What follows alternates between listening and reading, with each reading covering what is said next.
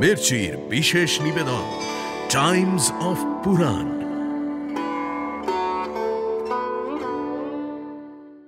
বইটির সত্ত্ব আনন্দ publishers private limited কর্তৃক সংরক্ষিত।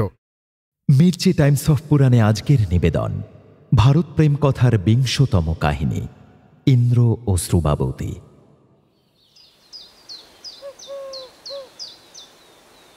ঋষি ভরদ্বাজের আশ্রমে শ্রুবাবতী তখন একা। ঋষি গেছেন হিমালয়ে। কঠিন এক ব্রহ্মচর্য ব্রত পালনের অঙ্গীকার করেছেন তিনি। যাবার আগে একমাত্র মেয়ের মন পড়েছেন ঋষি। সে মনে কোনো দাগ নেই, নেই কোনো পুরুষের প্রতি সামান্য আসক্তি, নেই স্খলনের কোনো সম্ভাবনা। সে মন ভরে আছে শুধু তপস্যার মায়ায়। মেয়ের অন্তরের অন্তঃস্থল পড়ে নিশ্চিন্ত হয়েছেন ঋষি। মেয়ের দায়িত্বে আশ্রম ফেলে রেখে পা বাড়িয়েছেন হিমালয়ের পথে। শ্রুবাবতীর প্রাণের বন্ধু হয়ে উঠেছে তার একাকিত্ব। একাকিত্বে ভরা, নিয়মের বেড়াজালে বাঁধা তার জীবন। আশ্রমের অন্য মেয়েরা বলাবলি করে, বুঝতে পারি না এই ভরদ্বাজ কন্যা শ্রুবাবতীকে, তার কিছুতেই কিছু হয় না। ভোরের কাকলি তার মনে কোনো আবেশ সৃষ্টি করে না। বনের পথ ধরে নদীতে স্নান করতে যায় সে। আসা যাওয়ার পথে সদ্য ফোটা ফুলের দিকে ফিরেও তাকায় না এক পলক। শুধু কি তাই, নদীতে যখন স্নান করতে যায় তখন কোনো দিকেই তাকায় না। মুক্ত বুকে নিয়ে ঘুমিয়ে থাকা ঝিনুক তার পায়ের চাপে ভেঙে যায়।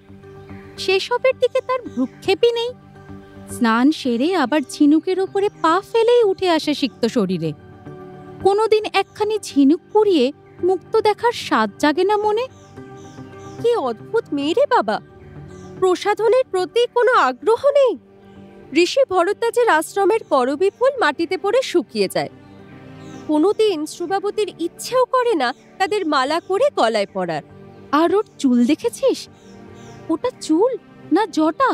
জটা তো হবেই, চুলের কোনো যত্নই নেয় না।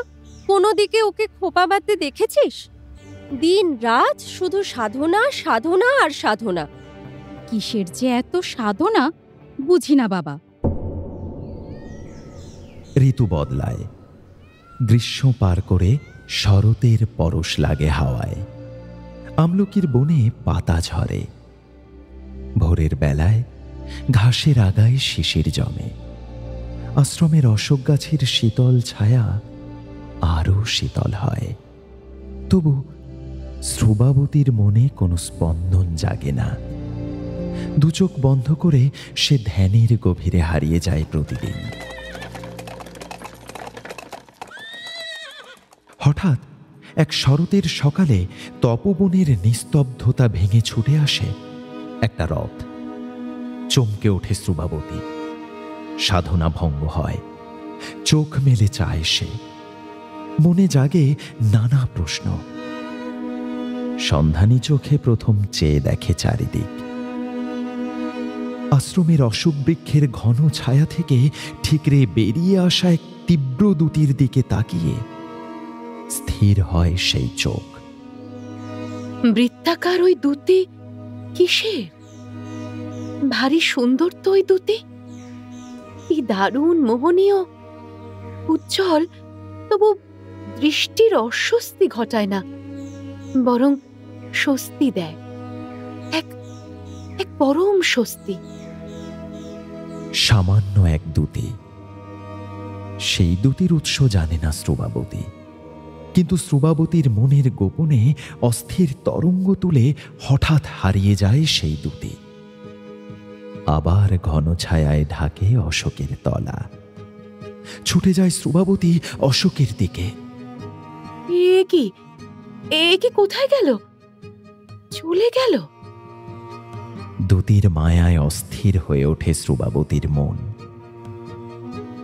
একে একে ঋতু চলে যায়। শরৎ শেষে হেমন্ত আসে। আসে শীত, আসে বসন্ত।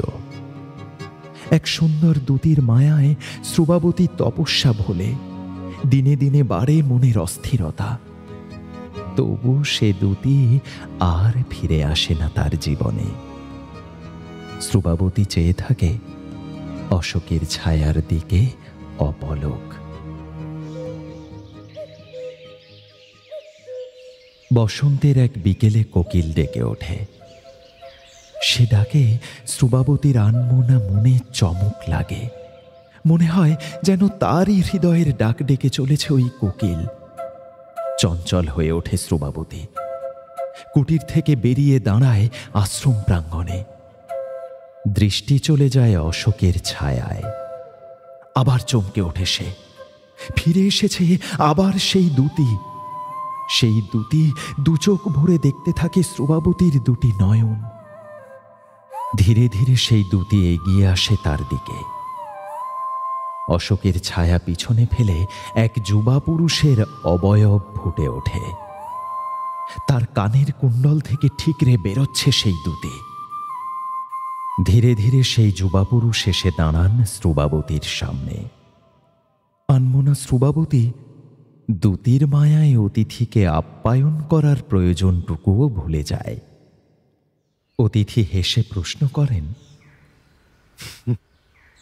এই হলুদ রেশমের বসন আর মাথার জটার বাঁধনে নিজের জীবন ও যৌবন বেঁধে কোন দুঃখের তপস্যা করছো ভরদ্বাজ কন্যা? এই হলুদ রেশমের বসন আর মাথার জটার বাঁধন আপনারই প্রেমে মত্ত এক নারী দেহ, মন ও প্রাণের কামনাকে গোপন করে রেখেছে। মিথ্যা তপস্বিনীর মিথ্যা কষ্টের বেশ ও মিথ্যা সুখ ত্যাগ।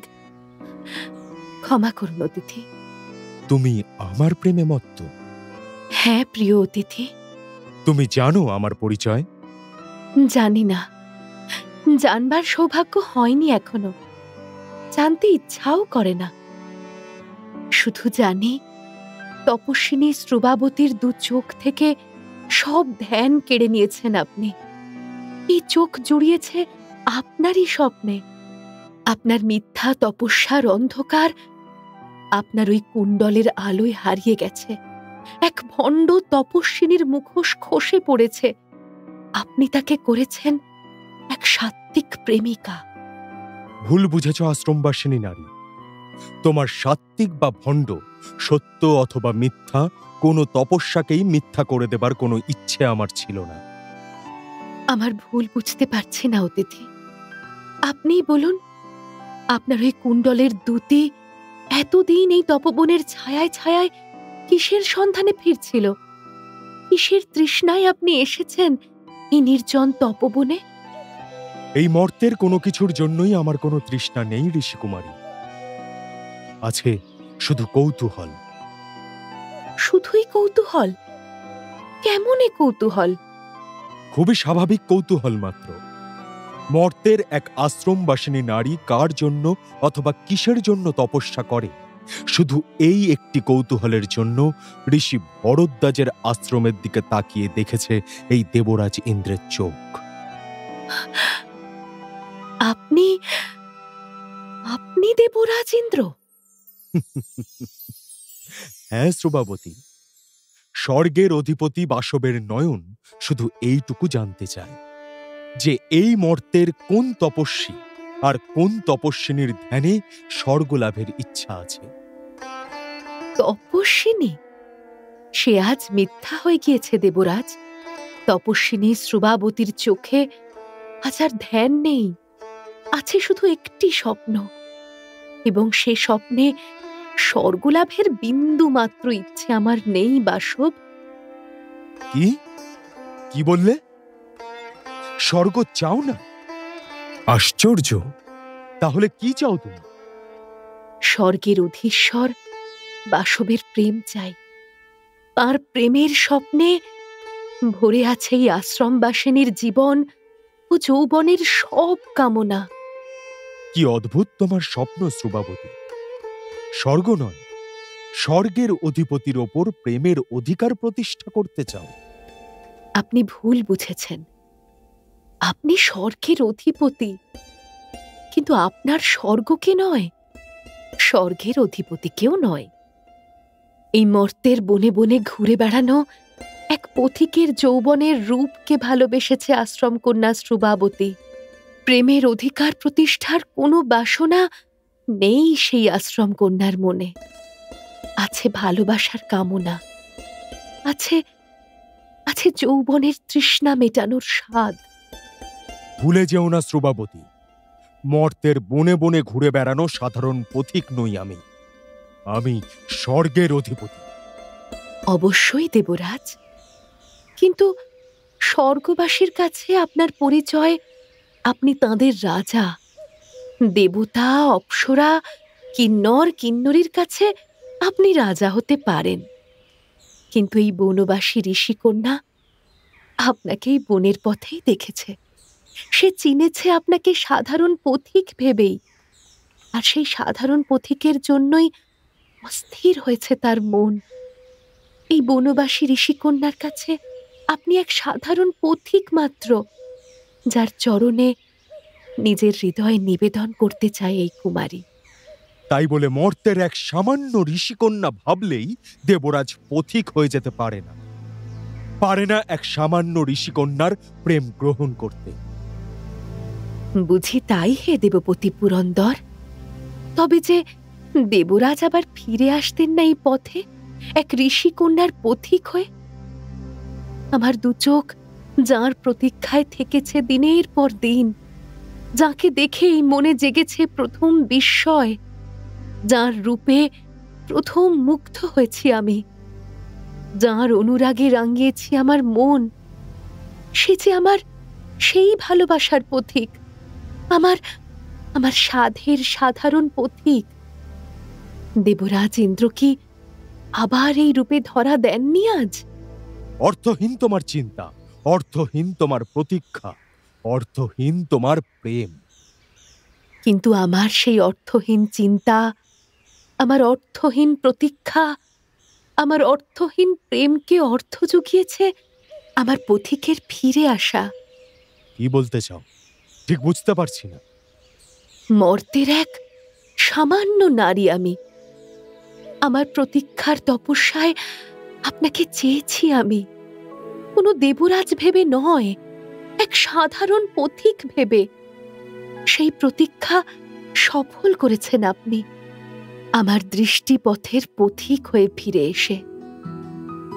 ভুল বুঝেছ মর্তবাসিনী, কোনো মুগ্ধতা নিয়ে আমি ফিরে আসিনি, আসিনি কোনো কামনা নিয়ে। তোমার প্রতীক্ষার টানেও আমার এখানে আসা নয়, শুধুমাত্র কৌতূহল দমন করতেই আমার এখানে আসা। নিতান্ত ব্যক্তিগত সেই কৌতূহল। প্রেমের প্রথম পদক্ষেপ যে কৌতূহলই দেবরাজ, অস্বীকার করতে পারবেন? মর্তের টানে স্বর্গ কাছে নেমে আসে না মূর্খ নারী, এমন আশা করো না। স্বর্গের রাজা ইন্দ্রের কাছে প্রেম আশা করো না তুমি।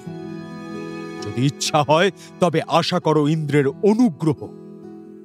যে অনুগ্রহ পাওয়ার জন্য লোকে তপস্যা করে, তবু তাদের ভাগ্যে সে অনুগ্রহ জোটে না। আজ সেই অনুগ্রহ নিয়ে ইন্দ্র স্বয়ং তোমার সামনে উপস্থিত। এমন সুযোগ নষ্ট করো না। তোমার তপস্যার সাফল্য ভেবে এই অনুগ্রহ চেয়ে নাও। অনুগ্রহ? হ্যাঁ ঋষিকন্যা, স্বর্গ শুধু এই মর্তকে করুণা করতে পারে, অনুগ্রহ করতে পারে, বর দান করতে পারে, তার বেশি কিছু পারে না। তার বেশি কিছু চাইবার অধিকারও এই মর্তের কোনো প্রেম প্রণয় বা কামনার নেই। আচ্ছা, বেশ। তা আশ্রমবাসিনী এই মর্ত নারীর জীবনকে কিসের অনুগ্রহ করতে চান বাসব? যদি স্বর্গলাভের বাসনা থাকে তবে তারই জন্য তপস্যা করো ঋষিকন্যা। সময় হলে এবং তপস্যার শেষে তুমি স্বর্গ লাভ করবে। দেবরাজ ইন্দ্রের এই অনুগ্রহের বাণী শুনে এখন খুশি থাকো শ্রুবাবতী। আপনার অনুগ্রহের বাণী শুনে আমার তো খুশি হওয়ার কিছু নেই বাসব। আমার জীবনের কামনা আপনার এই অনুগ্রহ চায় না। কি তোমার জীবনের কামনা? আশ্রমবাসিনী এই মূর্খ নারীর দু চোখের সকল আগ্রহ ধন্য করে ওই অশোকের ছায়ায় আপনি আর একবার এসে দাঁড়াবেন, আর এই মূর্খ শ্রুবাবতী, এই মিথ্যা তপস্বিনীর মূর্তি মুছে দিয়ে নতুন বধূর মতো তার জীবনের অধীশ্বরের সামনে এসে দাঁড়াবে। ধন্য তোমার কামনার দুঃসাহস, মারাত্মক তোমার স্পর্ধা। কিন্তু শুনে রাখো, মর্তের আদেশ পালন করবার জন্য স্বর্গের মনে কোনো আগ্রহ নেই, আগ্রহ তৈরি হয় না।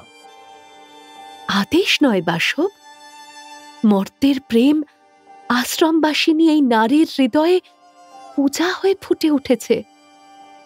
এই ইচ্ছা পূজারিনীর হৃদয়ের ইচ্ছা। স্বর্গের কাছে যেতে চাও না, অথচ স্বর্গকে কাছে আনতে চাও। বিচিত্র এই পূজা, পূজা নয় শ্রবাবতী, স্বর্গের অপমান।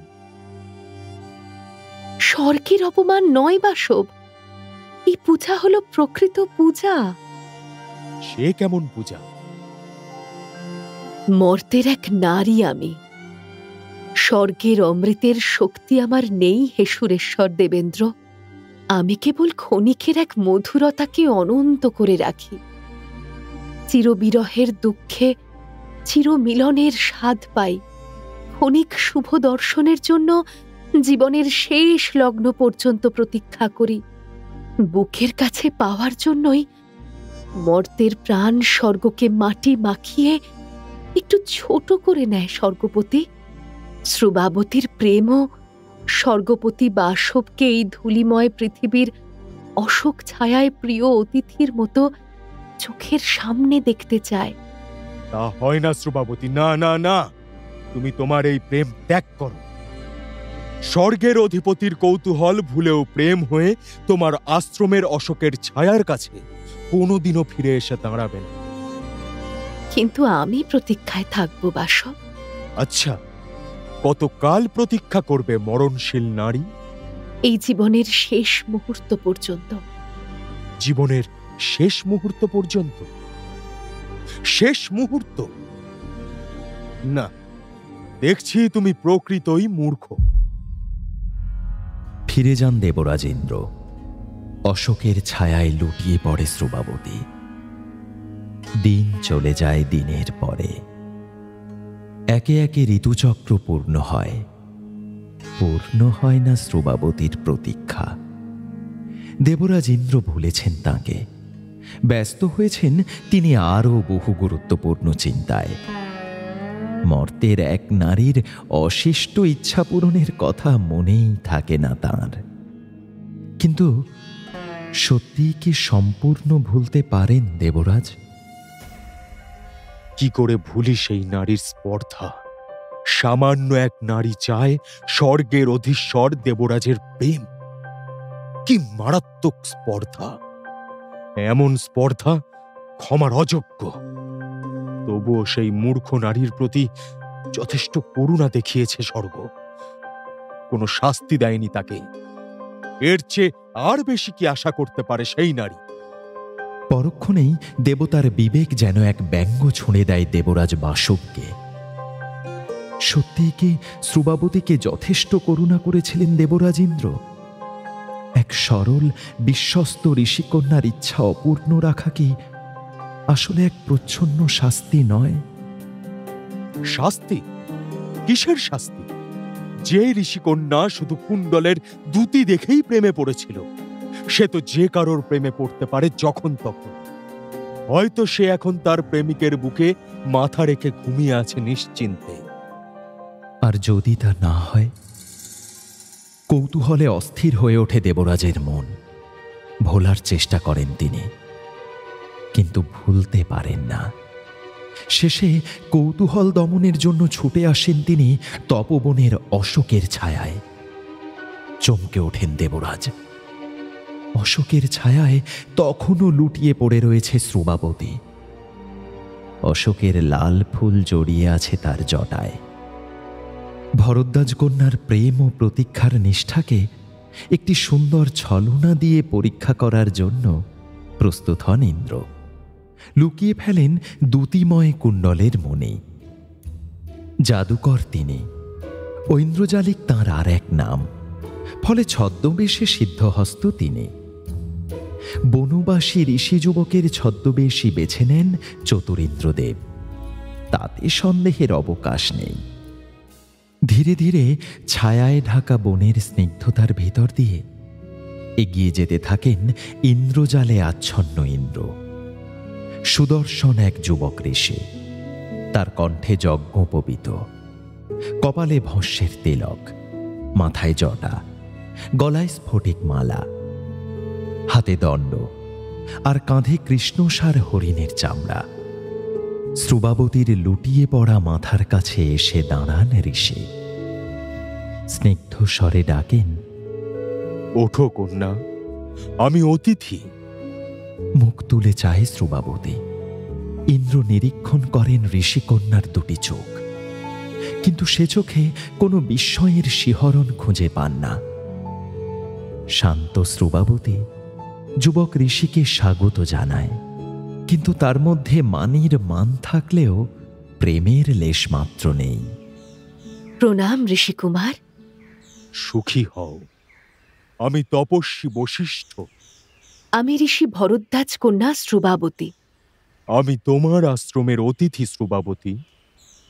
অতিথির প্রাপ্য সকল সমাদর আমি তোমার কাছে আশা করি। অতিথির প্রাপ্য সকল সমাদর অবশ্যই পাবেন ঋষি। শ্রুবাবতী, আদেশ করুন ঋষি। শুধু অতিথির প্রাপ্য সমাদর নয়, আশ্বাস দাও শ্রুবাবতী, তোমার সমাদরে অতিথির সকল আশা তৃপ্ত হবে।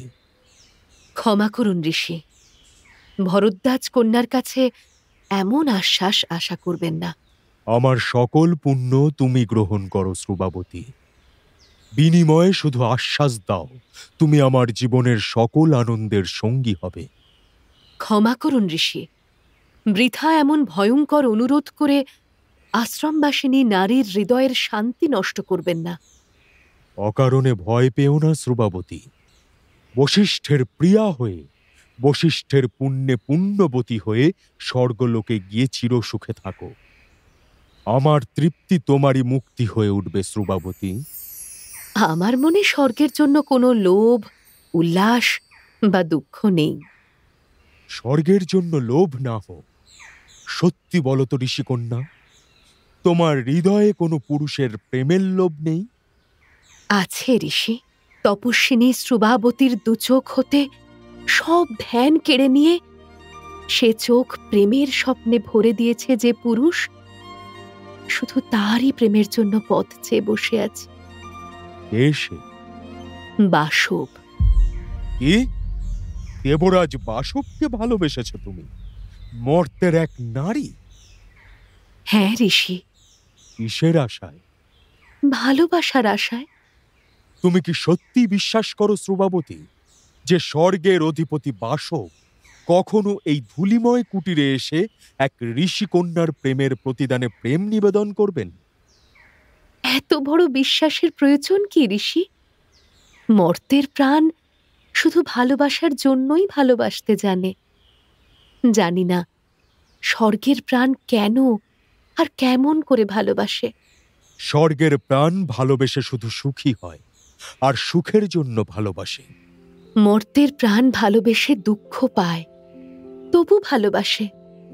বেশ, তবে শুধু অতিথির প্রাপ্য সমাদর তোমার কাছ থেকে আশা করি শ্রুবাবতী, তার বেশি কিছু আশা করি না। বলুন, কি করতে হবে? এই নাও, 5টি কুল দিলাম তোমায়। এই 5টি কুলি দিনের শেষে আমার আহার। এগুলি তুমি রান্না করে আনো।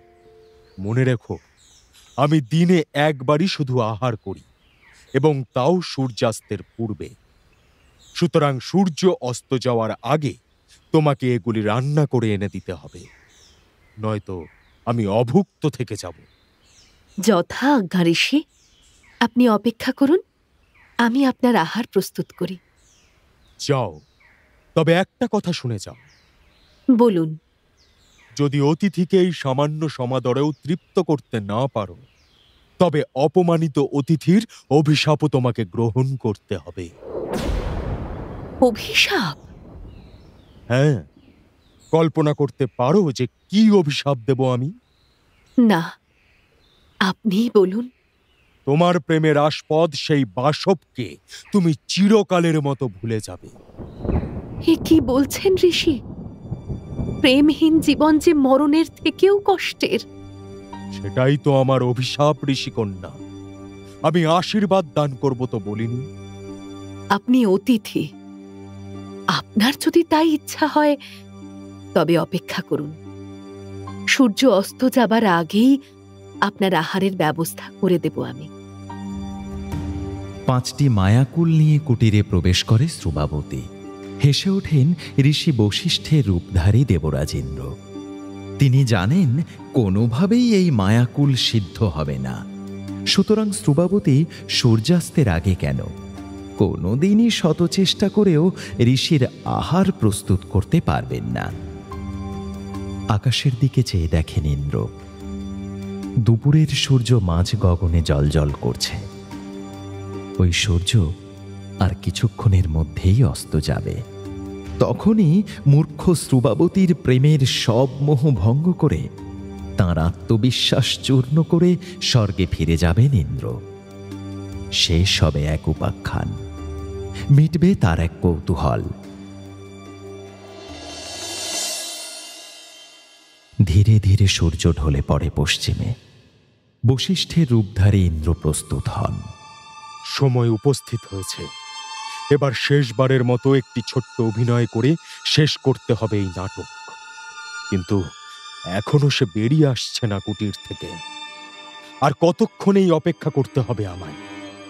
কখন মূর্খ শ্রুবাবতী এসে দাঁড়াবে আমার সামনে, অপরাধীর মতো দৃষ্টি নিয়ে জানাবে নিজের ব্যর্থতা, আর তারপর আমার এক অভিশাপে ভুলবে জীবনের সবচেয়ে বড় ভুল ধারণা। আর কতক্ষণ? কি করছে এখনো সে কুটিরের ভিতর? এত এত নিস্তব্ধতাই বা কেন? কোনো কান্নার শব্দ পর্যন্ত শুনতে পাচ্ছি না কেন? বশিষ্ঠের রূপধারী দেবরাজ ইন্দ্র নিজের কৌতূহল আর একবার দমন করতে ব্যর্থ হন। ধীরে ধীরে এগিয়ে যান তিনি শ্রুবাবতীর কুটিরের দ্বারে। কুটিরের ভিতরে দৃষ্টি যেতেই চমকে ওঠেন তিনি। এ কি শ্রুবাবতী, এ কি করছো তুমি? থামো! আমাকে আপনার আজ্ঞা পূরণ করতে দিন ঋষি। কিন্তু আজ্ঞা পূরণের জন্য এ কি করতে যাচ্ছ তুমি? ঘরের যত কাঠ ছিল সব শেষ, তবু আপনার কুল রান্না করতে পারিনি আমি। বাকি যা কিছু জ্বালানোর মতো ছিল ঘরে তাও জ্বালিয়েছি। এখন বাকি আছে শুধু আমার এই শরীর। আমার এই শরীরে আগুন জেলে আমি আপনার আহারের কুল রান্না করব ঋষি। মূর্খ নারী, জানো না অগ্নি কাউকে ক্ষমা করেন না? পুড়ে ছাই হয়ে যাবে তুমি, মৃত্যু হবে তোমার। আর যদি রান্না না করতে পারি তাহলেও কি আমার জীবন রক্ষা পাবে ঋষি? আপনি অভিশাপ দেবেন যে। তবুও থামো শ্রুবাবতী। থামতে পারি না ঋষি, বাধা দেবার চেষ্টা করবেন না। মানুষের ছোট্ট জীবন ঈশ্বরের আশীর্বাদ। সেই আশীর্বাদকে এভাবে হেলায় নষ্ট করতে পারো না তুমি। সে জীবন তো আর ক্ষণিকের মাত্র ঋষি। আর কিছু সময়ের মধ্যেই আপনার অভিশাপে আমি ভুলে যাব আমার জীবনের একমাত্র প্রেম। সে জীবন আর মৃত্যুর মধ্যে পার্থক্য কি? শান্ত হও, হৃদয়ের সব আক্ষেপ বর্জন করো শ্রুবাবতী।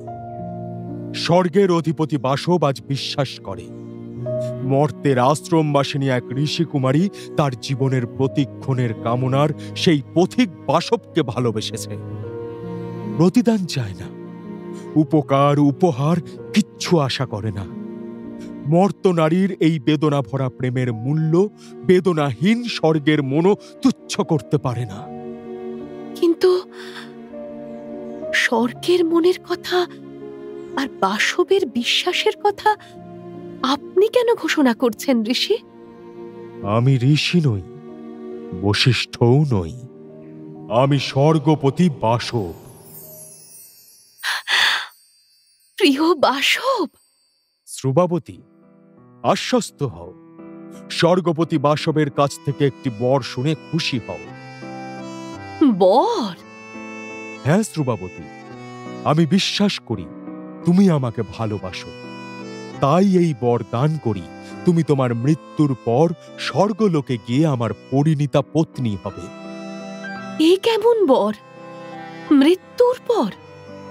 মৃত্যুর অপেক্ষায় থাকতে হবে আমায়? আপনার অপেক্ষায় নয়? কেন এই অপেক্ষা? কেন এখুনি এই মুহূর্তে আমি আমার পথিক বাসবের গলায় পরাতে পারি না কেতকীর মালা? কেন তার দুই বাহুতে লুটিয়ে পড়ে আমার কামনার বাসনা তৃপ্ত করতে পারি না? মৃত্যুর অপেক্ষা যে সেই পথিক বাসবের অপেক্ষার থেকেও বেশি কষ্টের। কি বলতে চাও ঋষিকুমারী? আপনি আমাকে মৃত্যু পর্যন্ত প্রতীক্ষায় থাকতে বলছেন বাসব, কিন্তু এমন প্রতীক্ষার আর কোনো অর্থ হয় না। কেন? আমার মৃত্যুর পর মর্ত নারীর এই জীবনের শেষে স্বর্গের অধীশ্বর যে বাসব আমার বরমালা গ্রহণ করবেন বলে আশ্বাস দান করছেন, সে বাসব আমার পথিক বাসব নয়। অস্থির হয়েও না ঋষিকন্যা। এক শুভক্ষণে স্বর্গলোকের নন্দন বনে পারিজাতের ছায়ায় দাঁড়িয়ে বাসবের কণ্ঠে বড়মালা পরাবে তুমি। মর্তের এই জীবনের শেষে এই পরম বরণীয় পরিণাম লাভের জন্য প্রতীক্ষায় থাকো। আমার জীবন থেকে প্রতীক্ষার বেদনাময় আনন্দটুকু আপনি নিয়ে নিলেন বাসব। পারিজাতের ছায়া স্বর্গের নন্দন বনকে স্নিগ্ধ ও সুরভিত করে রাখুক। মর্তের প্রেমিকা নারী তার প্রতীক্ষাহীন এই জীবনের শূন্যতা নিয়ে এই অশোকের ছায়ায় বিলীন হয়ে যাবে। মর্তের বুকে শেষ নিঃশ্বাস সঁপে দেওয়ার আগে শুধু বলে যাব, চাই না স্বর্গ, স্বর্গপতিকেও চাই না।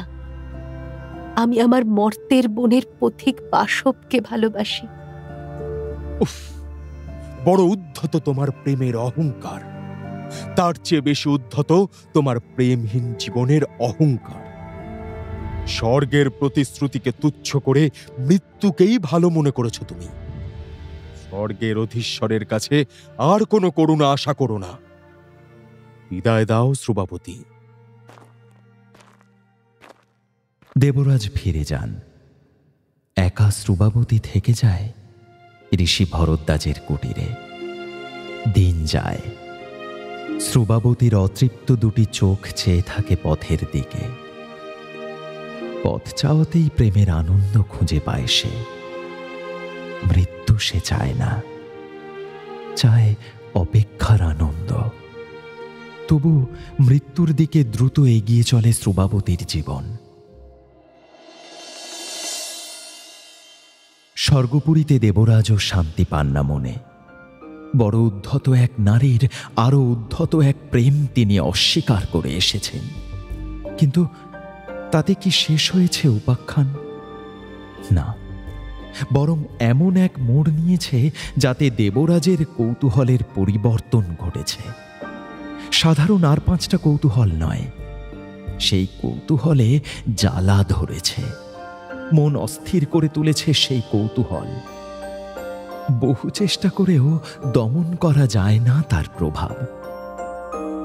অশোকের সেই ছায়া ভুলতে পারেন না দেবরাজ। ভুলতে পারেন না এক সাধারণ ঋষিকন্যার সুন্দর দুটি চোখ। একবার যেন ইচ্ছে হয় পথিকের বেশে গিয়ে দাঁড়াতে সেই দুই চোখের সামনে। অবশেষে দেবরাজ আবার ফিরে আসেন সেই অশোকের ছায়ায়। এবার আর কোনো ছলনা নয়। যে রূপে তাকে দেখতে চায় সেই ঋষিকন্যা, সেই পথিক রূপেই। কিন্তু অশোকের ছায়ায় এসে চমকে ওঠে পথিক। কেউ ওইভাবে লুটিয়ে পড়ে আছে অশোকের ছায়ায়? শ্রুবাবতী। দেবরাজ ছুটে যান শ্রুবাবতীর কাছে। বসেন তিনি অশোকের ছায়ায়। শ্রুবাবতীকে স্পর্শ করতে গিয়েও থামেন একবার। কিসে বাধে তাঁর? আমি ইন্দ্র, দেবরাজ ইন্দ্র, স্বর্গের অধীশ্বর। এই ধূলিময় মর্তের কোনো নারীকে স্পর্শ করা আমার সাজে না। সে আমার গৌরবের বিরুদ্ধে, স্বর্গের গৌরবের বিরুদ্ধে। কিন্তু ধূলিময় মর্তের এক সাধারণ নারী কি স্বর্গের সেই গৌরব চূর্ণ করেনি তাঁর অপেক্ষার তপস্যায়? দেবরাজ ইন্দ্রকে কি সে বাধ্য করেনি বনের পথিক হতে? তার প্রেমের কাছে কি হার মানে না স্বর্গের গৌরব? শোক আর আনন্দে ভরা স্বর্গকে লজ্জা দেয় না শ্রুবাবতীর দুঃখ? ভাবেন দেবরাজ ইন্দ্র। শুকনো অশোক ফুলের ওপর পড়ে থাকা শ্রুবাবতীর হাতখানি তুলে নেন দুই হাতে। সে হাত বুকে চেপে ডাকেন তিনি, শ্রুবাবতী। কে? আমার পথিক বাসব, এসেছেন আপনি? হ্যাঁ, এসেছি প্রিয় শ্রুবাবতী। কিন্তু কেন? মর্তের টানে স্বর্গ তো নেমে আসে না। স্বর্গ শুধু এই মর্তকে করুণা করতে পারে, অনুগ্রহ করতে পারে, বরদান করতে পারে। তার বেশি কিছু পারে না। তার বেশি কিছু চাইবার অধিকারও এই মর্তের কোনো প্রেম প্রণয় ও কামনার নেই। কিন্তু এই মর্তের, এই বনের, এই অশোকের ছায়ায় ঘুরে বেড়ানো পথিকের তো অধিকার আছে এক ঋষি কন্যাকে প্রেম নিবেদন করার। কি বললে পথিক? হ্যাঁ শ্রুবাবতী, আমি তোমাকে ভালোবাসি। চলো প্রিয়া শ্রুবাবতী। কোথায়? স্বর্গলোকে। আমি তো স্বর্গ চাইনি পথিক। কিন্তু স্বর্গ যে তোমাকে চায়। ধূলিময় মর্তের বুকে শেষ হয় শ্রুবাবতীর অপেক্ষার সাধনা। দেবরাজ ইন্দ্র মর্তের প্রেমিকা শ্রুবাবতীকে নিয়ে স্বর্গে ফিরে যান। শুরু হয় এক নতুন অধ্যায়। ইন্দ্রের পত্নী হয়ে সাধনার পূর্ণতা পায় সামান্য ঋষিকন্যা শ্রুবাবতীর প্রেম।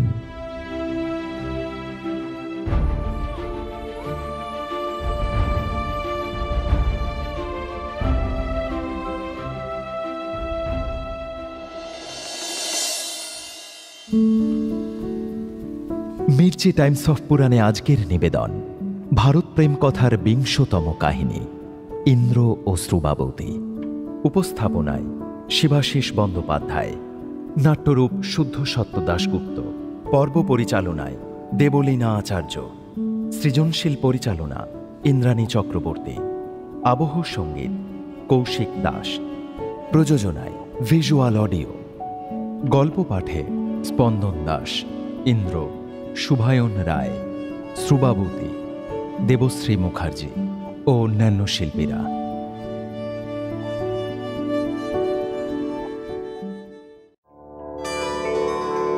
মির্চির বিশেষ নিবেদন টাইমস অফ পুরাণ।